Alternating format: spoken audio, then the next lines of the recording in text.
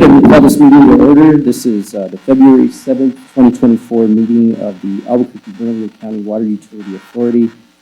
Trustee Benavides is excused. All of the members are present. Commissioner Arbola should be walking in any moment.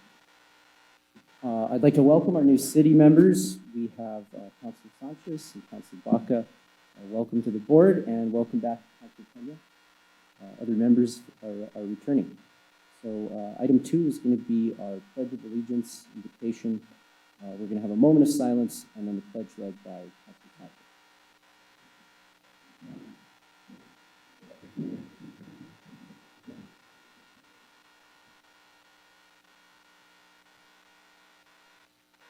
I pledge allegiance to the flag of the United States of America, and to the republic for which it stands, one nation, under God, indivisible, with liberty and justice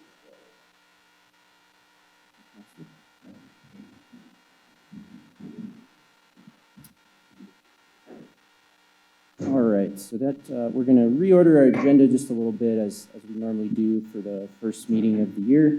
Our other business item 10C will move up. This is OB 24-3, election of our officers for our chair and vice chair. So for first item, we'll take nominations for chair. Mr. Chair. Commissioner Baca. I nominate you, Olivas, Commissioner Olivas for chair. Thank you. Any others? Councilor Pena.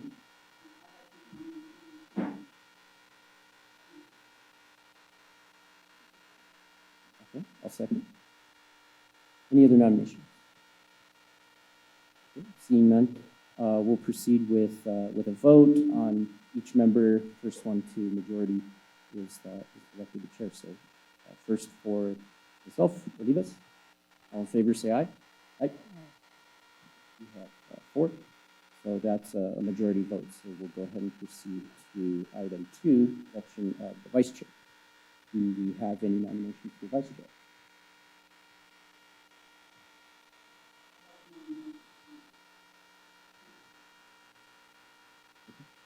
Second. Any other nominations? Seeing none. All in favor, say aye. Aye. All opposed? Councilor Sanchez is the vice chair. With that being said, I want to recognize our past vice chair, Councilor Feeblecorn, who served here with us last year as one of the officers. I just want to thank her for her service to the board and to our community through the Water Utility Authority. And we miss her here, but welcome our new members and look forward to working with everyone on the board. So thank you. That takes us to item 3, our approval of minutes. Do I have a motion to approve the December 13 minutes? Commissioner Baca, thank you. I'll second. Any discussion? Seeing none, all in favor say aye. Aye. Any opposed? Motion carries unanimously. Okay, it is time for my favorite item on these meetings, our proclamations and awards, something I think is really unique that the Water Utility Authority does to recognize employees that have gone above and beyond in the line of service, whether that is sometimes helping community members, sometimes it's helping fix problems that we have in utilities. So it's a really cool item, and I always love seeing these awards and recognizing these employees. So if the employee is here to receive the award, please come forward when your name is called. And I apologize in advance for any of these names that I might butcher a little bit. I'll do my best.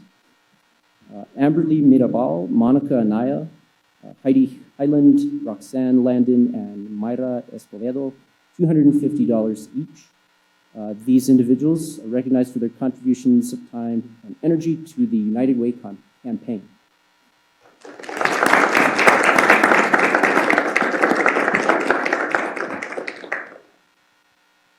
Lawrence Trujillo, $250. Mr. Trujillo is recognized for contributions to negotiations with a valve vendor that yielded over $30,000 in cost savings for the utility.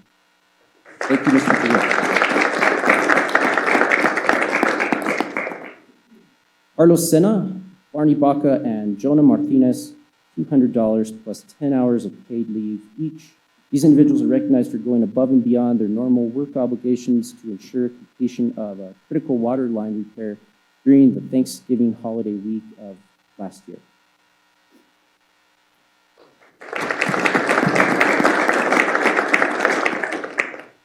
Vincent Gonzalez and Carlos Sandoval, $250 each. These individuals are recognized for working outside their normal job responsibilities to help organize employee development events related to health, safety, and team building. Thank you.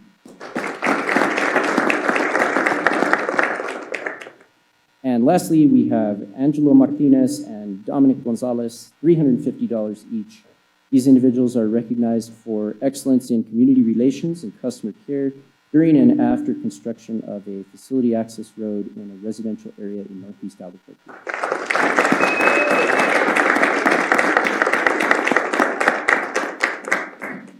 So yeah, just once again, I want to thank all of our employees, those that were recognized and those that were not, for their outstanding service, and just want to recognize our executive staff for having this very unique program to recognize the service of individuals and incentivize really just going above and beyond and doing good work. So thank you so much.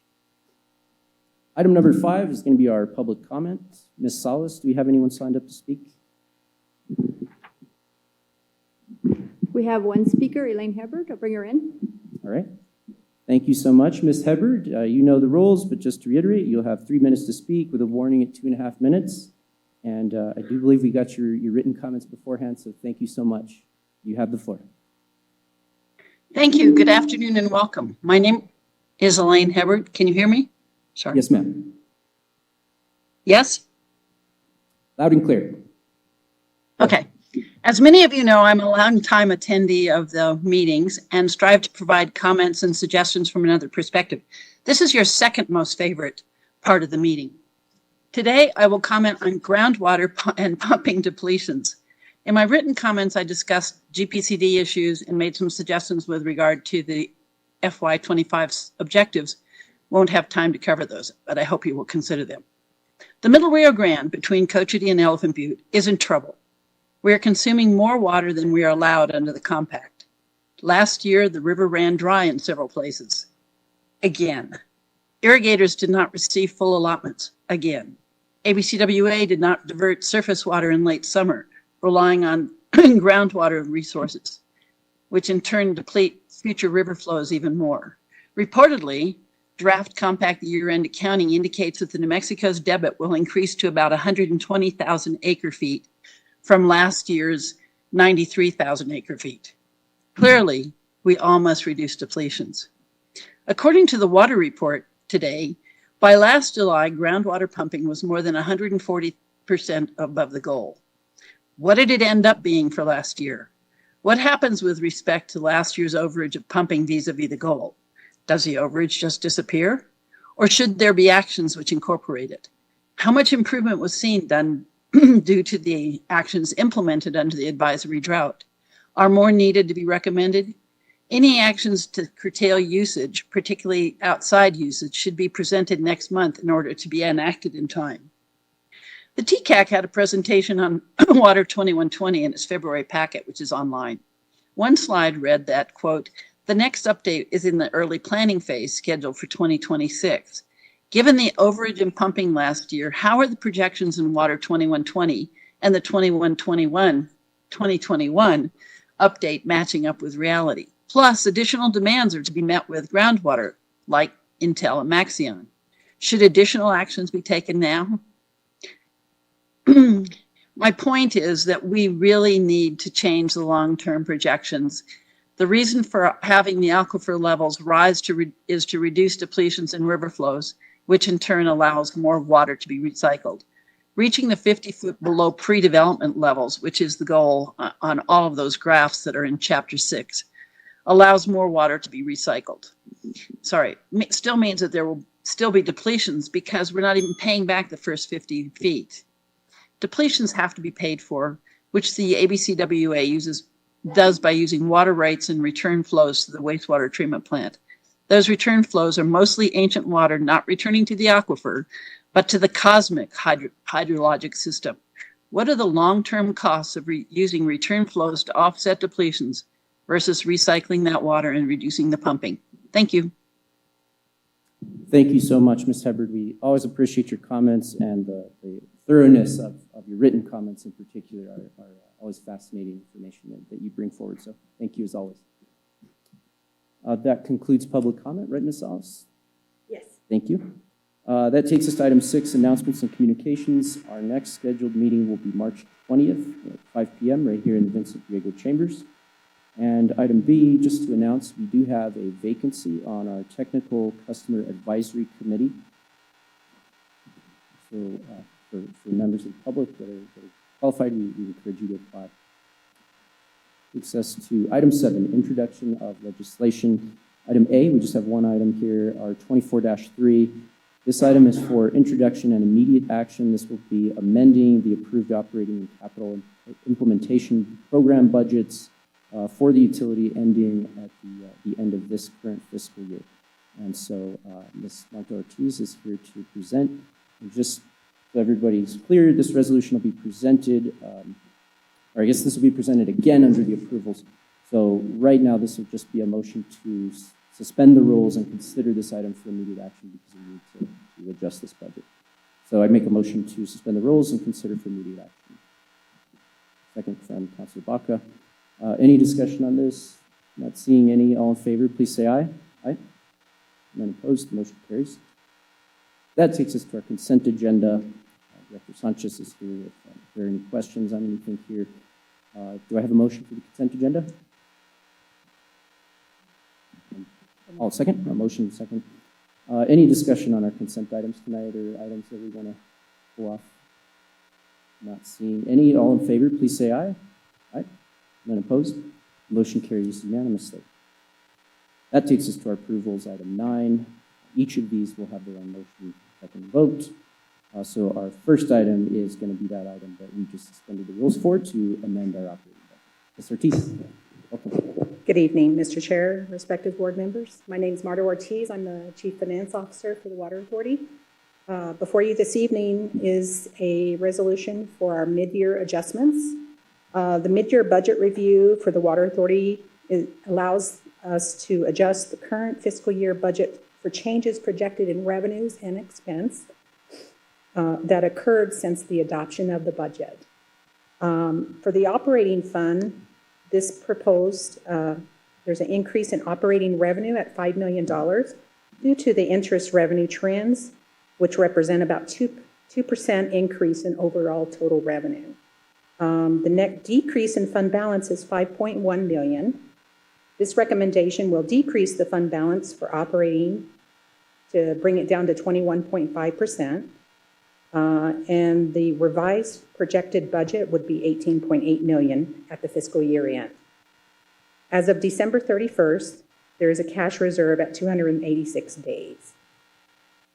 The expenses that are offset from these revenue adjustments are primarily due to chemical and electricity cost increases. And we'll go over that in the quarterly review as well. For the capital funds, the net increase in capital revenue is $11.9 million. This is due to the increase in the water resource charges and also state and grants that we're receiving from the Navajo Nation. The decrease would be $12 million. This represents us to align the current projects that are ongoing to the various commitments that we have. And lastly, for the debt service fund, a net decrease of $9.6 million. This is due to the recent revenue bonds that we received. There is a current interest payment due, so we're recognizing that interest payment. I stand for questions if you have any questions. Thank you, Ms. Ortiz. Questions from board members? Not seeing any.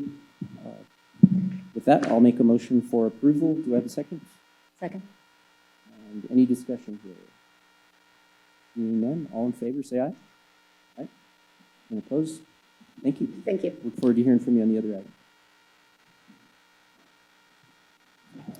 Item 9B is C24-1, approval of our contract with AUI for the To'Hajiilee Water Supply Project, exciting project.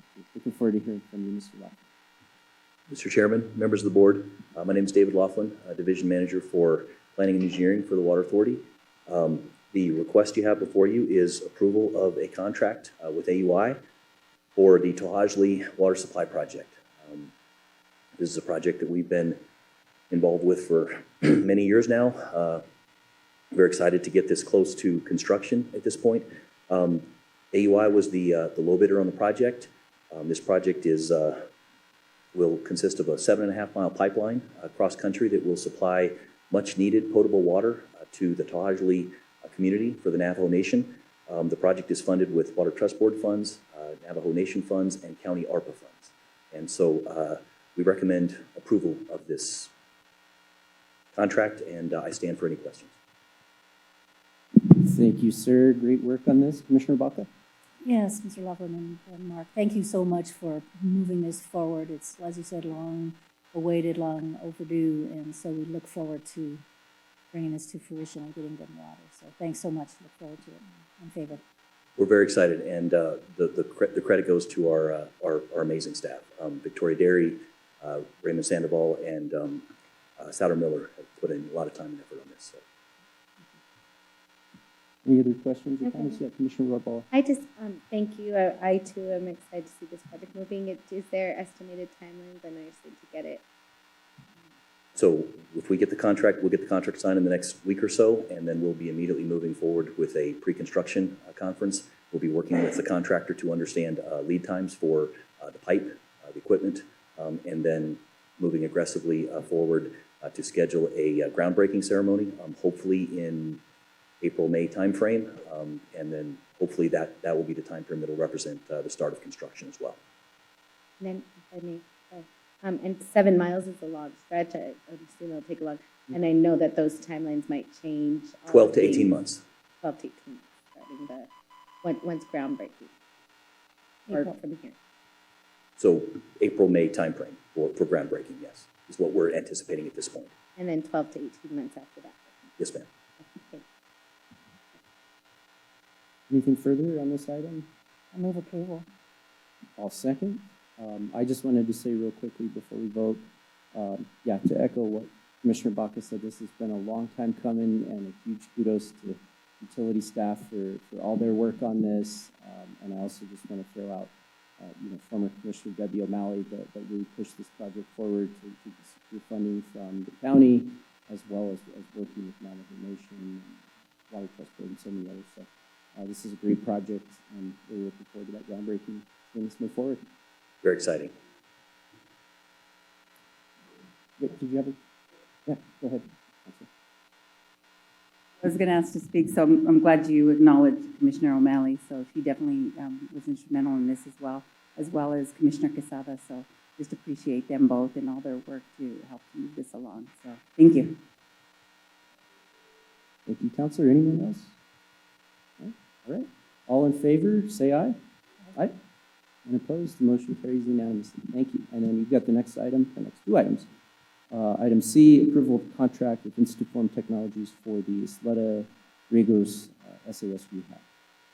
Yes, this is a request for approval from the board for a contract with Instituform Technologies based on their existing buy board pricing contract for much needed, desperately needed rehab services for 18-inch and 8-inch sewer piping on Isleta and Griegos Road.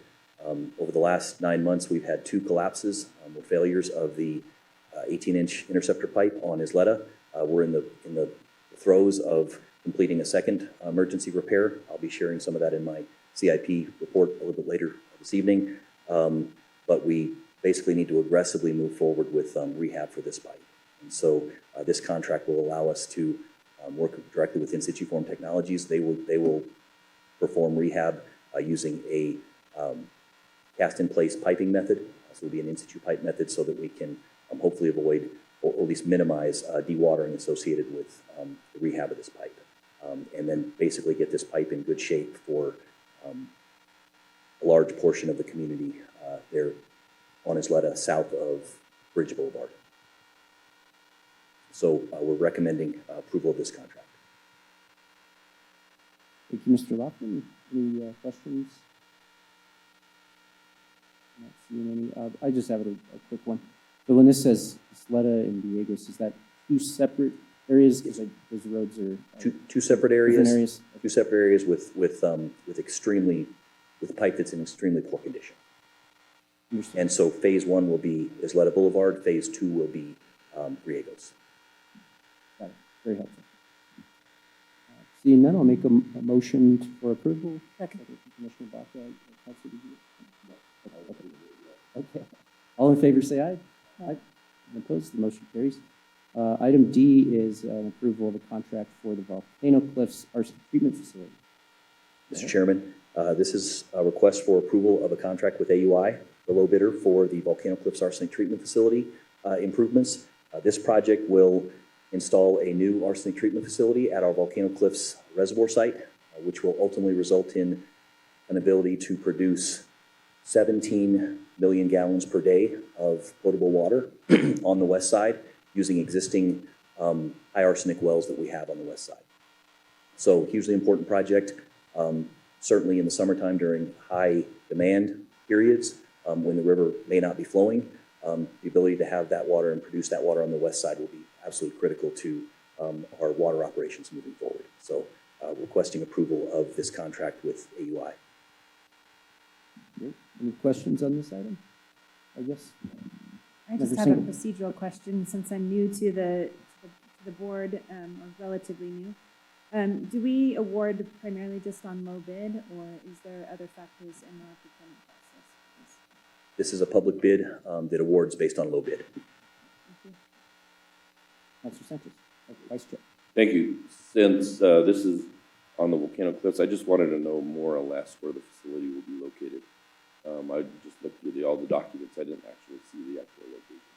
So this is at our existing Volcano Cliffs reservoir site, and there are two large, I think 4 or 5 million gallon reservoirs, and the arsenic treatment facility will be basically a CMU concrete building that will be located between those reservoirs on the south side of that site, which is located off of off of Unser Boulevard, and I'll drive by this every day, guys. Lava, Molten Rock, thank you, on Molten Rock. And so we have an existing reservoir site there and have gone through a design process and located the arsenic treatment facility there. And so all of the well collectors for the existing wells that we have, they all already go to that reservoir site. And so we're taking that piping, intercepting that water, and then running it through this new Volcano Cliffs arsenic treatment facility. And how big is the facility in terms of square footage? I just live in the area, so I just wanted to make sure you would do what it was. Curious. The building size is probably, it's probably what, 30 to 40 feet by 120, something like that. Yeah, so it's probably, let's call it 50 by 100. Okay, is it going to go right behind the two big tanks that are there right now? Correct. It'll go in between those two tanks on the south side, probably 20, 25 feet from the south fence line. Okay. I just got another question. I know there's a few bushes and things that are going around it. Do you guys do anything to kind of cover that up, or just to make it look a little bit more? Yes, sir. We have a landscaping plan and a grading plan that was all approved, went through city approval and went through the Environmental Planning Commission approval. So there will be landscaping associated with the project. Okay, thank you. Yes, sir. Commissioner Barbour, and then Commissioner Baca. Thank you, Chair, and thank you again. My questions are more, so this is a new building, so that will be new construction. Yes, ma'am. And I remember this last year, and I was trying to read through some of it. Can you remind us, so right now, is that pump closed because of the arsenic, and we have not been using that water pump facility? So currently with those wells, we have to blend them. So we utilize them, but we can't utilize them to their full capacity because of the arsenic concentration slightly above the 10 ppb limit. If you wouldn't mind reminding me, how many foot pumps do we currently have active across how many pumps? Like water pumps, because if this is limited, I believe we only have a few that are working at full capacity. Like well pumps? Yes. Or for wells? So currently in our system, we have a total of about 60 active wells that we utilize from time to time, and then also certainly utilize pretty heavily during the summer periods when the treatment plant may not be operational. And then when would the expected timeline for this to be completed? This is an 18 to 24-month project, and it depends pretty heavily on some of the lead times associated with some of the equipment. Thank you very much. Thank you, Chair. Commissioner Baca? I had some sort of similar questions to Councilor Sanchez. But offline, I would like to just get a little bit better idea of what the arsenic treatment, all of the detail of it, or maybe go out there with you and just talk offline, because I'm interested. We'd be happy to do that. Thank you. Okay, great. Councilor Sanchez? One more question. Right next to that facility, there is actually a pipeline and a sewer line that go all the way up to the airport, right, Double Eagle? Yes. And it's actually a trail. Is there any plans to make that trail a little bit better? Right now, there's gaps in that trail that are probably this wide, and it's almost unusable. I just was curious as to whose responsibility that current trail belongs to. So those improvements are not included on this project. This project, all the work for this project is inside the existing property boundary of the fence line for the existing Volcano Cliffs reservoir site. Okay, thank you. Is there anybody that can answer that question? I can answer that. Okay, Mr. thank you. Chair, that's a City of Elk Creek Parks and Recreation Trail, Paseo de la Mesa. So we would probably have to ask you, Parks and Recreation Trail folks. Okay, thank you. Just a great because trail. there's a pipeline that goes right under it, Yeah. so I was just wondering if there was any way that the two entities could get together to maybe make that a little bit more viable for the public. So something I'll be thinking about. Thank you. Thank you, Council. And Commissioner, former Parks and Rec Director. Anything further from board members here? I just wanted to ask a quick question on, you said 17 million gallons per day? Yes, sir. And if I remember right, kind of when I have talked to some of the staff about what we use in summer peak use is like 138 million gallons a day, or 100 Peak day. mid-hundreds, right? Peak day, So yes. that's a pretty good chunk of extra capacity there that this facility adds. Definitely, Mr. Chairman, yes, very important. Great, that's awesome. I move approval. Second from Member Single. Any further discussion here? Not seeing any. All in favor, say aye. Aye. None opposed, motion carries. And that takes us to our, thank you, Mr. Laughlin, always appreciate it. Takes us to our final item for approval, which is our second quarter financial report from Ms. Ortiz. Thanks, Mr. Chair and respective board members. So you can see the advance.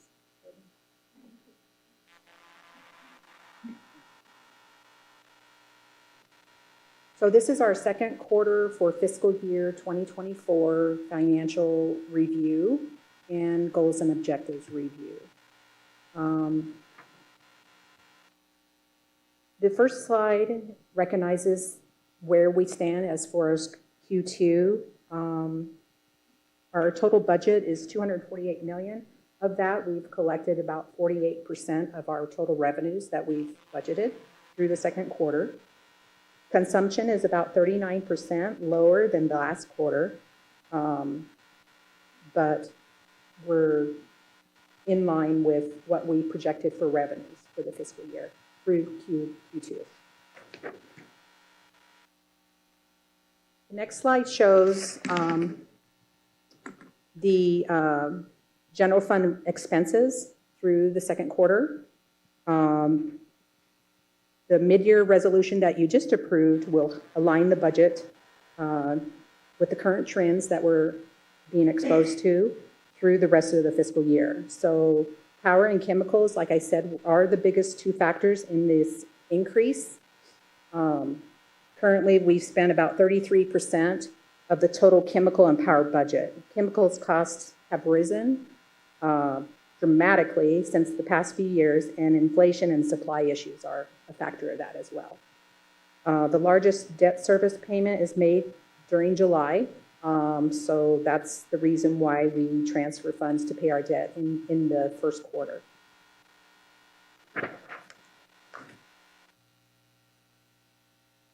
The next slide indicates our working capital balance and days cash on hand. The working capital is basically a balance of revenues and expenses. The Water Authority targets a 1/12 total expense by the fiscal year, and we're slightly right on target through the second quarter. Days cash on hand is slightly below the projected target of 350 days, but it's risen since the last quarter, so we're at 286 days.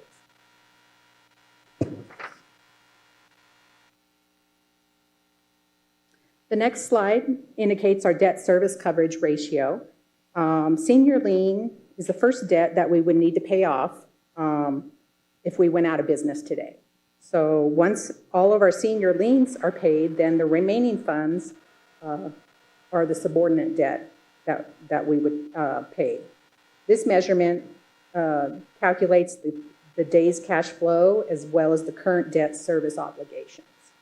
For example, if senior lien is 1.77, as indicated in the chart, that means the Water Authority has enough net operating income to pay its coverage of 1.77.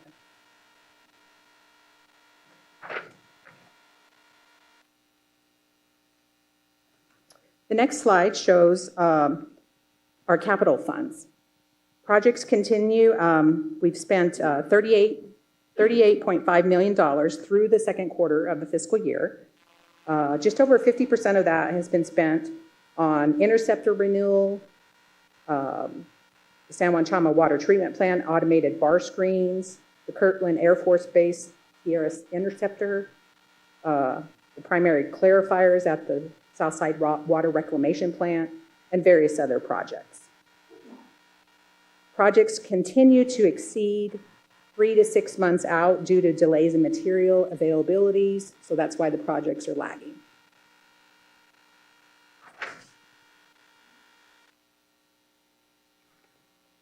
The next slide indicates our investments that we've done through the second quarter. In accordance with the investment policy, we manage the investments of public money using these three methods. Safety first, which is due to risk, liquidity, to make sure that we have enough cash available to make all of our daily payments, and lastly, the yield. For Q2, it's slightly higher, our investments are, due to the fact that we received our revenue bonds that we just sold.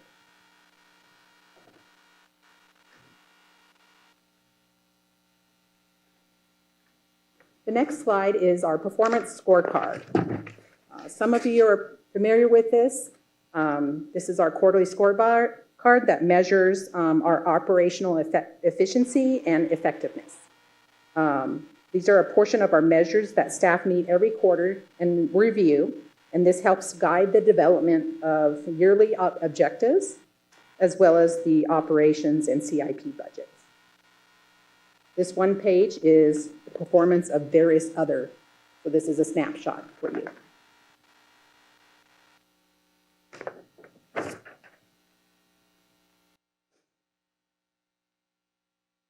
And the next 5 slides are related to our goals and objectives. This is a snapshot of the whole packets in your packet. We grabbed a few of them to review in the slide presentation. So we have 5 goals here at the Water Authority and 1-year objectives. The first slide relates to water supply and operations. So the first objective indicates the impact of wide-scale power outages.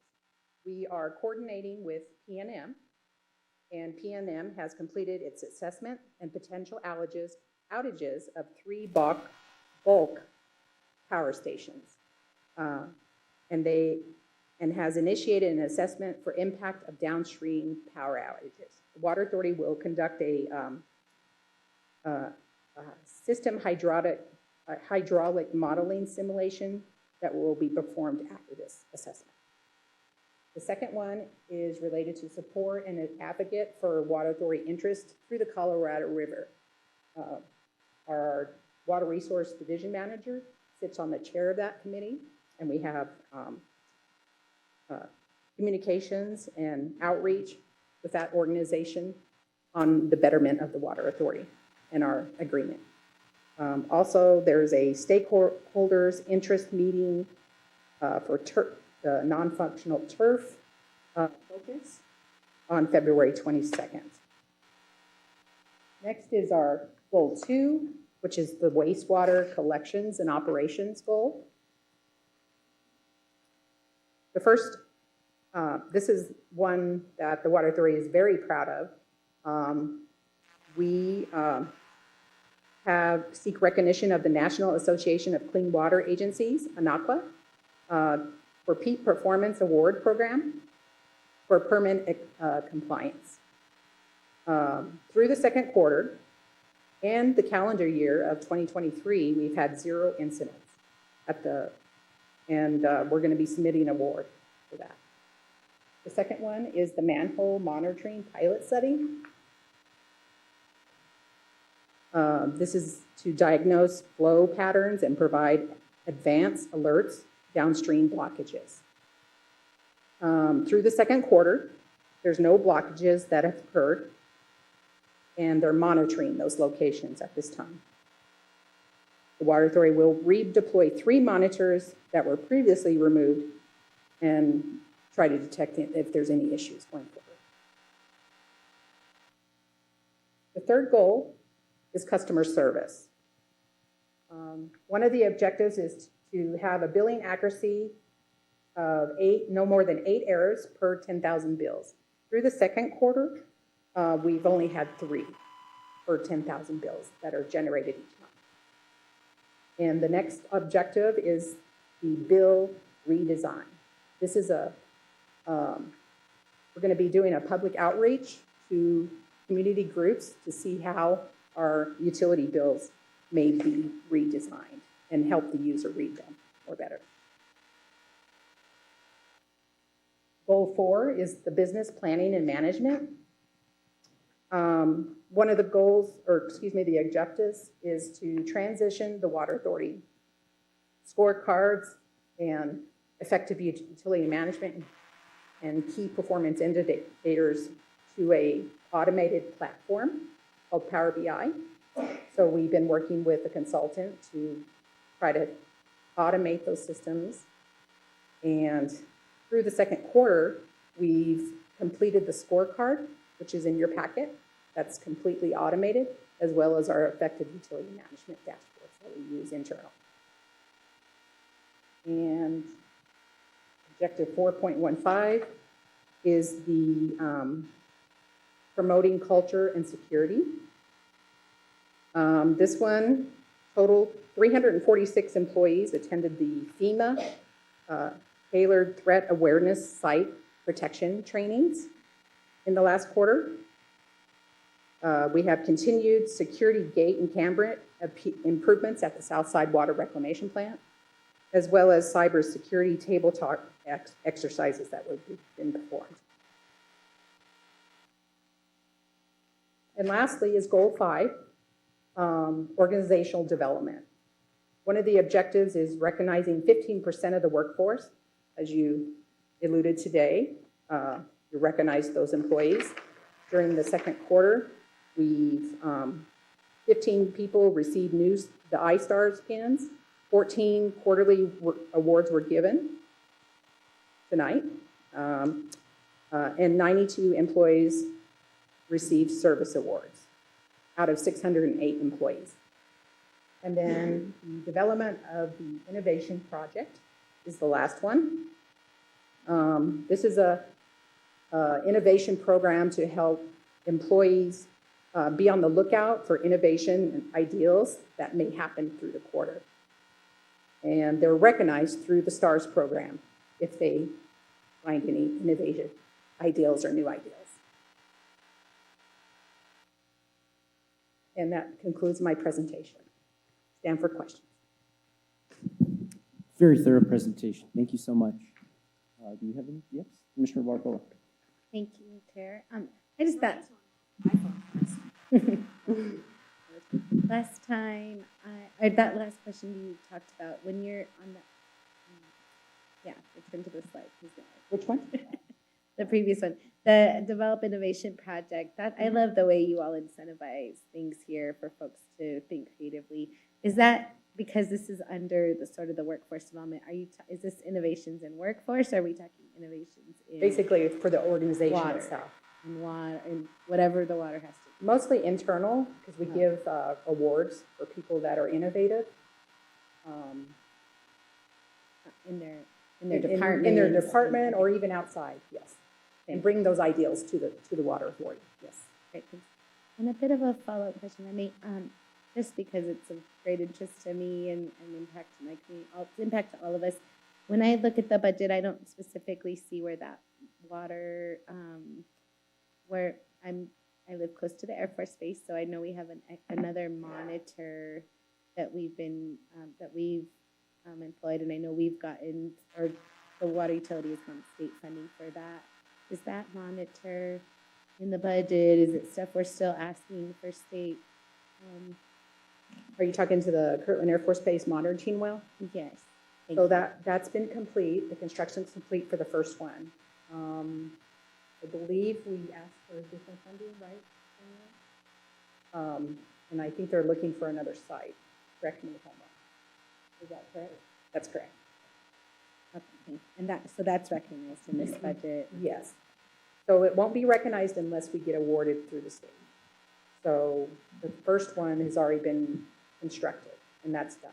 So we're seeking additional funding for the next one. And when, so like, I'm sorry, I don't understand this That's fully. okay. But That's okay. so like, when you say the first one's already done, there's consistent monitoring of the wells that cost. Diane can explain it a little better than I can. Chair and Commissioner Barboa. The Kirtland Air Force Base Data Gap monitoring well that we have installed, we are monitoring that regularly. That's built into the contractual services for water resources. That's like a minimal cost per quarter. The second well that Marta mentioned is going to be drilled and installed. That's all through capital outlay funds that we've received. I don't believe that shows up in our budget because it's additional funding pool, so it doesn't have a line item. But once it's drilled and constructed and we're sampling it, then it will also be wrapped up into our contractual services. Yeah, I think yes. Thank you. Hopefully that. Right. Thank you. Thank you, Diane, and thank you. And I'd love to know the capital outlay sponsors that support that, not now, but just so I can thank them. Thank you. Other questions? Yes, Member Single. Mr. Chair, thank you. I have a question on the slide that had the performance indicator scorecard.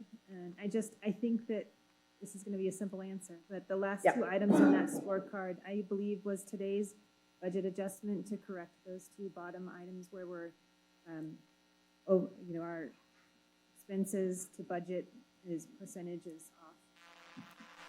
Are you talking the scorecard? Yes. That's related to the performance indicators that we do internally. So the scorecard that measures our performance, like PM to CM ratios, things like that, that's in your scorecard. That's what that is. We're trying to automate that. It's not related to the budget adjustment that you just approved. Okay, so the scorecard talks about finances, revenues to expenses.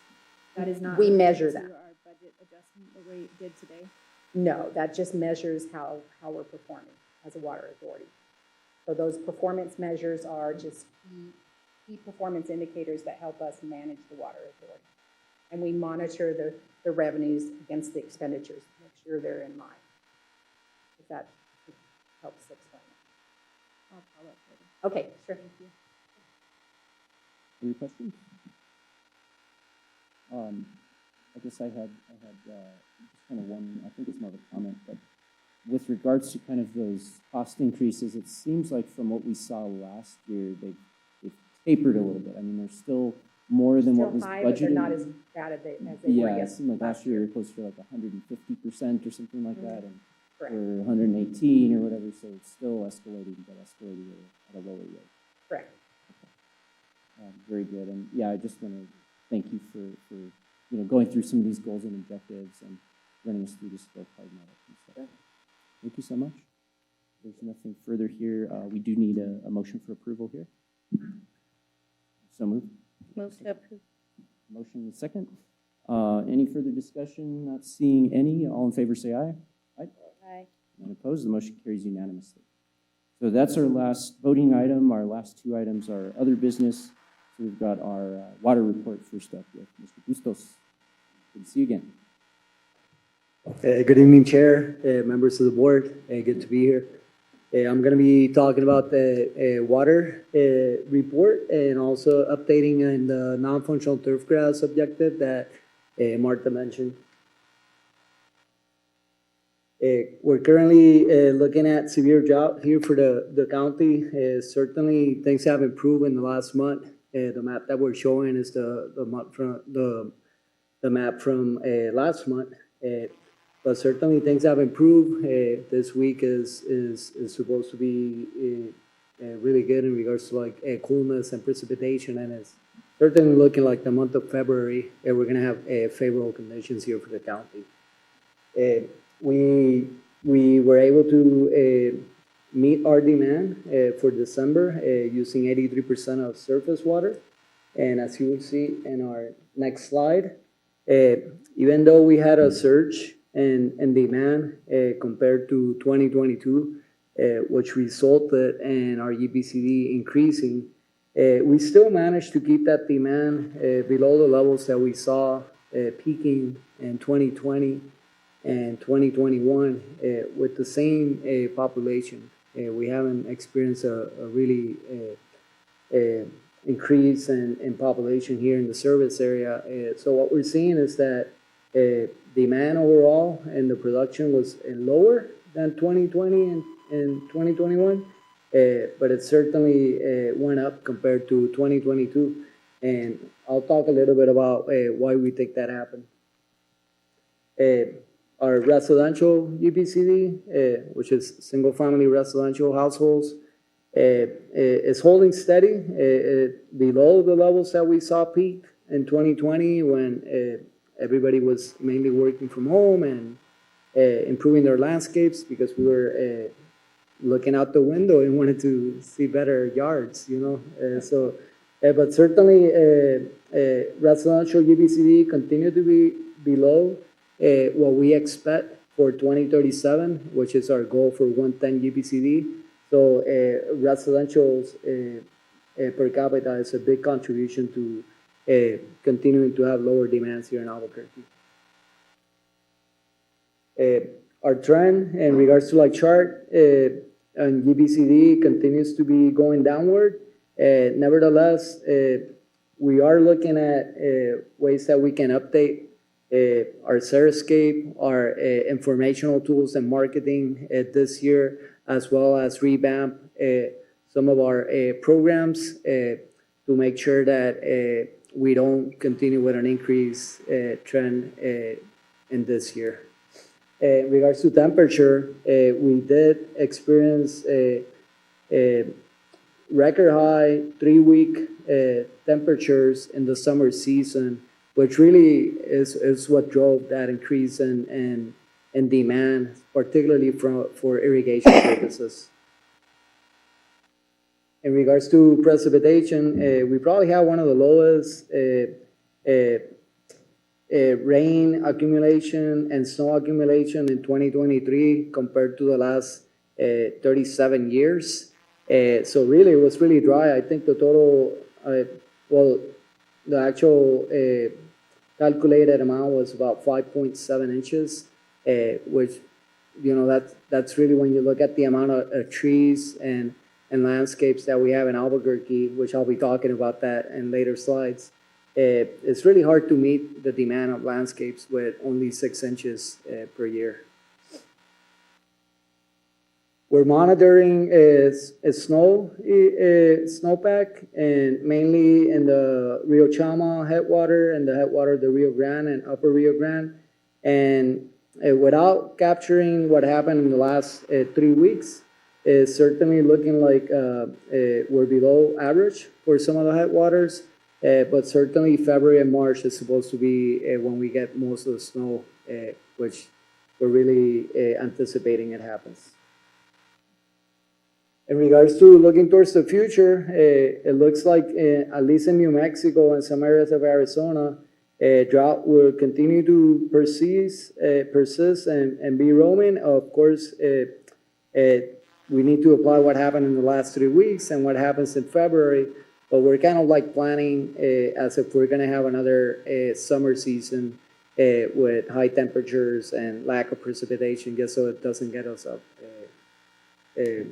on plan. We're still in stage 0. We continue to monitor. There really hasn't been a need to move to stage 1 based on demand. Right now, as we start the year and compare it to last year, our demand is about 3% less than last year when we started. I think that has to do a lot with the amount of snow that we've been getting, precipitation, hail. Today we got everything. And how customers and how we tend to respond to coolness and having more precipitation and not using water outdoors.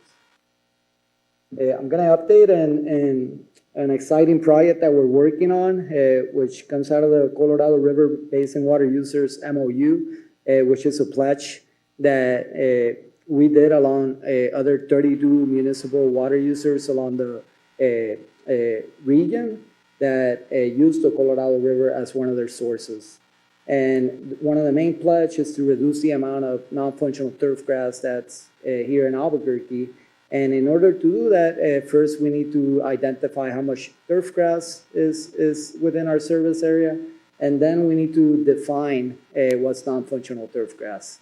So in order to do that, we're starting to capture some general assumptions of what could be considered non-functional turf grass. If you start looking at these areas, it may serve a purpose for aesthetics, but doesn't serve a purpose for recreational community gatherings, any cultural event. Can you actually place frisbee or do something in this strips of turf grass?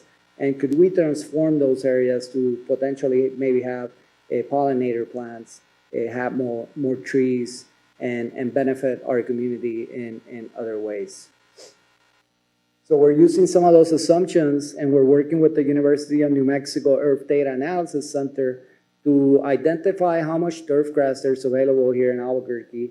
And what we're doing is that we're looking at our service points, then we're using a LiDAR technology, which is a public information available, which basically captures moisture in a parcel, and is able to transcribe that information using imagery and identify what's turf grass, what's urban trees, and what's also xeriscapes.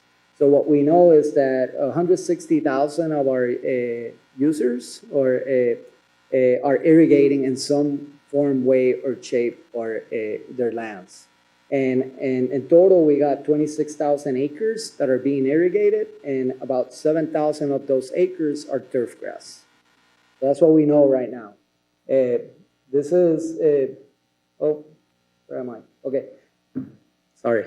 This is pretty fascinating because this information, first of all, we're using public information. We're partnering up with a public agency, which is University of New Mexico. We're able to produce this information really cost effectively, and now with this information we're able to do many things.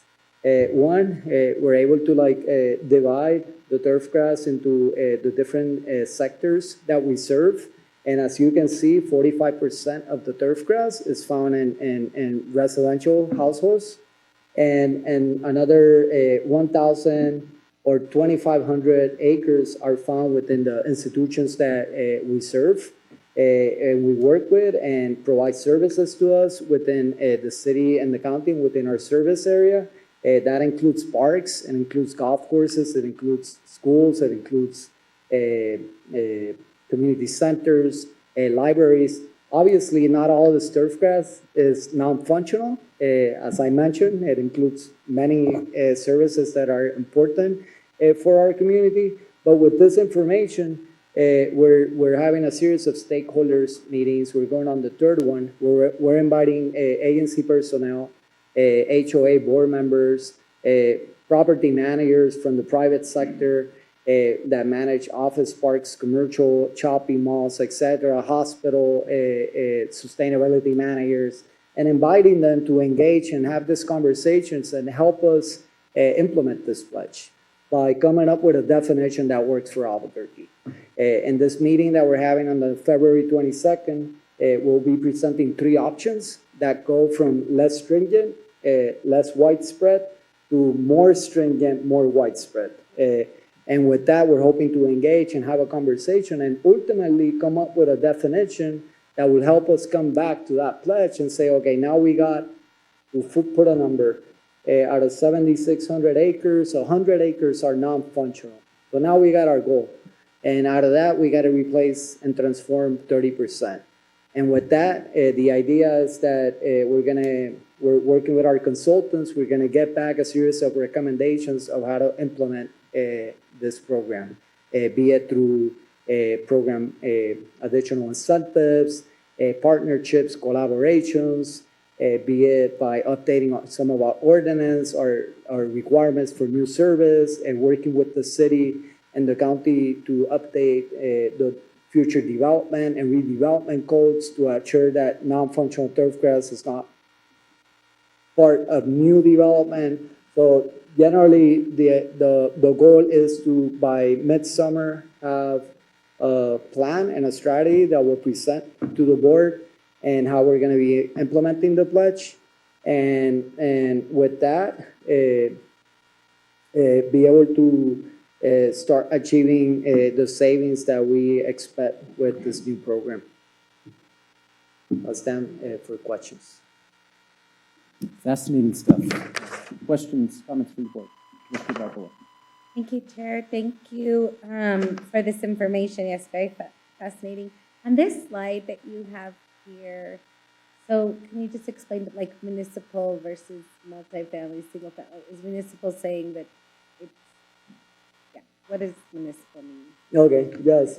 So I think the two main confusing ones that we're trying to merge together now is municipal and institutional.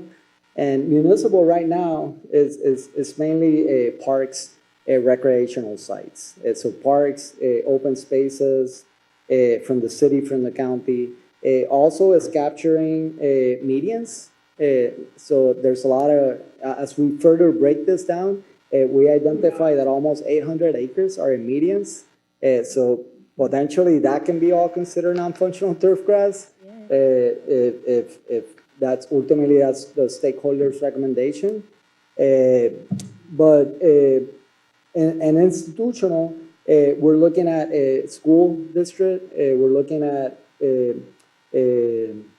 community centers, libraries, we're looking at CNM, campus, we're looking at, we still got to further break down a little bit this information because we may be capturing turf grass like in UNM that's not necessarily served by one of our potable water systems or non-potable. But basically, those are the two main differences, institutional and municipal.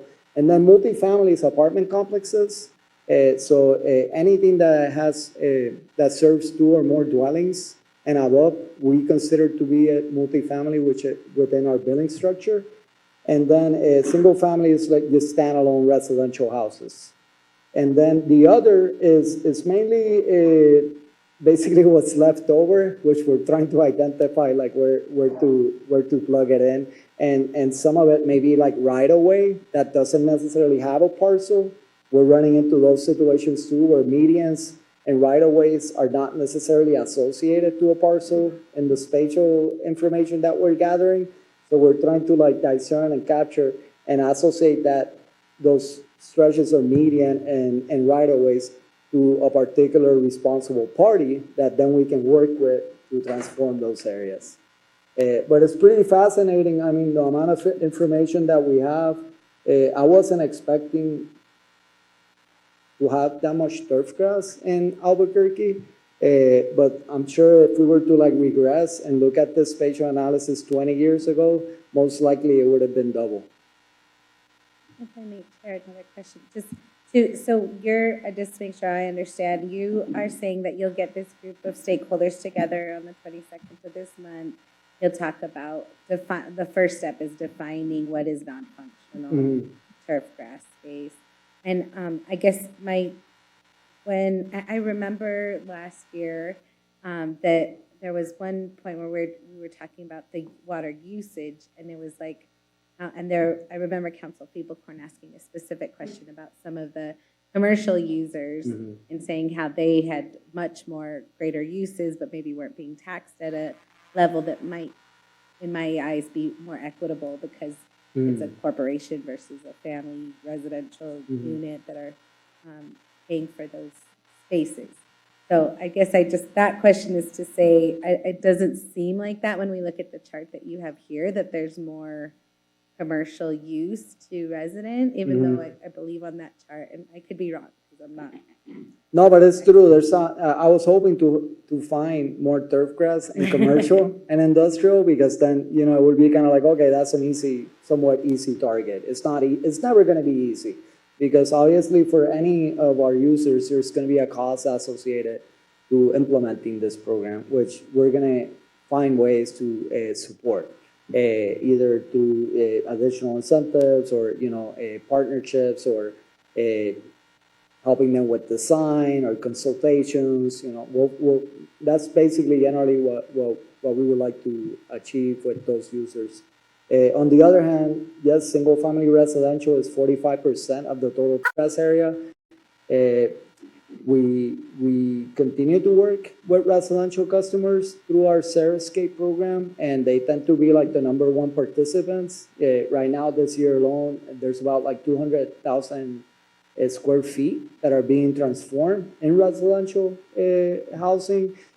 So, we might decide that, okay, maybe we continue working with residential households in a different way, and focus our attention on parking lots, shopping malls, areas that there's really medians for sure, right-of-ways that sometimes you'll see properties that have a fence, and then they continue to irrigate everything outside. And this happens in schools, community centers, apartments, office parks.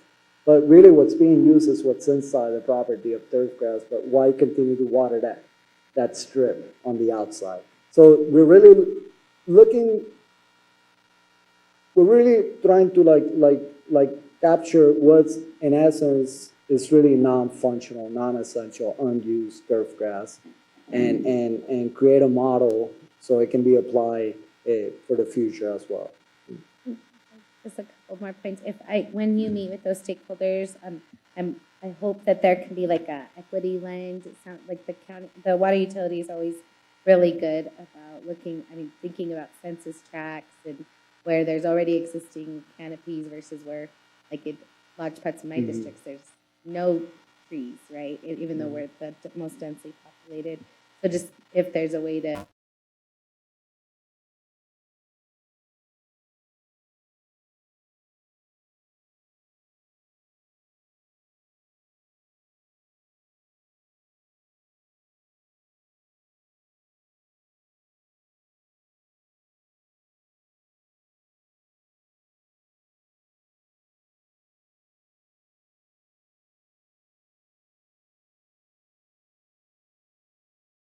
move was to rocks, right? And I learned from this board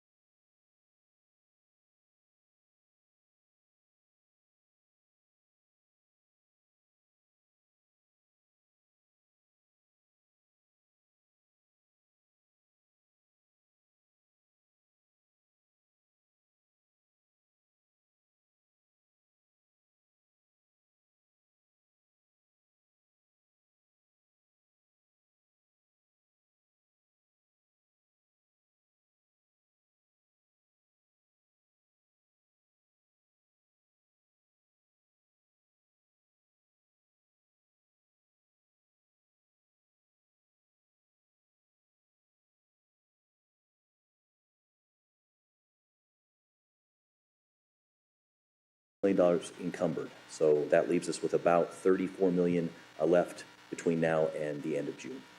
And of course, any funds that we have left over that we don't spend this year will roll over into our next budget next year. Areas of focus and need that we continue to see within the Water Authority and within the specific assets that we have. Interceptor rehab, we continue to spend minimum of about $20 million per year on our interceptors. Tonight you approved expenditures for the Isleta Griegos, $5 million for the Isleta portion, and then there'll be additional funds for the Griegos portion. So certainly we continue to aggressively rehab those rapidly corroding assets that we have. And we'll continue to spend that money just because of the significant need in that area. Reservoirs and wells, we'll be implementing reservoir inspection here in FY24 and FY25 as mandated by the NMED, New Mexico Environment Department, and we'll also be looking at some of our well replacement evaluations. We have groundwater wells that we have to operate. Commissioner Marboa, as you mentioned earlier, especially when the water plant is not operational and those assets are getting older. Some of those assets have already failed, and so we're looking at evaluating, prioritizing the replacement of some of those failed wells, so that we continue to make sure that we're keeping up with the age and the condition of those assets. So we'll be seeing some increased expenditures in that area. At our wastewater treatment plant, we continue to spend about $15 million per year on unit process upgrades. Those numbers should be coming down. As many of you know, we've spent about $250 million at that facility over the last 10, 12 years, and have done an awful lot to improve those facilities. And so as a function of that, some of that spending should come down, and then will obviously be spent elsewhere. At our water treatment plant is one of the locations where some of those funds will get spent. Oftentimes we look at our San Juan Chama plant as a brand new plant, but it's now going on about 15 years old. And so we have continuing and increasing operations and maintenance needs at that facility. And so we'll certainly be seeing an increase in expenditures at the water plant over the next few years. And then finally, our West Side Bosque Water Reclamation Facility is a project that we're in the planning and preliminary design phases for, and continuing to evaluate how we're going to fund this project moving forward. Just recognizing that a lot of the growth in Albuquerque is happening on the west side, specifically in the northwest area. And so as more sewage flows go into that west side interceptor, there's going to be a need to complete the design and construction of that facility within the next 5 years. So that's going to be a continuing focus for the centralized engineering group moving forward. Priority rehab projects. A couple of projects I'd just like to highlight that I've highlighted in yellow there. The sewer rehab on I-40 and Western Trail, which rehabbed about 2.5 miles of interceptor, is complete and done. It was fantastic. This was a $16 million project. So very excited to get that work done. We now have the west side interceptor rehabbed from the north end all the way down to where Coors and Old Coors come together. Which is just incredible. When I got here 8 years ago, almost none of that pipe was rehabbed. So it's been a process to get all of that pipe rehabbed. But recognizing that we had a pretty significant failure on that line only about 1.5 years ago, it's exciting to get all that pipe completely rehabbed. And that's pipe and manholes rehabbed on that interceptor line. So very, very excited for that. The other project that's falling off the list here is the Kirtland Air Force Base project, which is interceptor line going through Kirtland Air Force Base. And so now with all that pipe rehabbed, the mission critical Kirtland Air Force facilities, the risk of interceptor collapse is minimal at this point. So I'm very excited to get that work done as well. And so those two projects will fall off the list.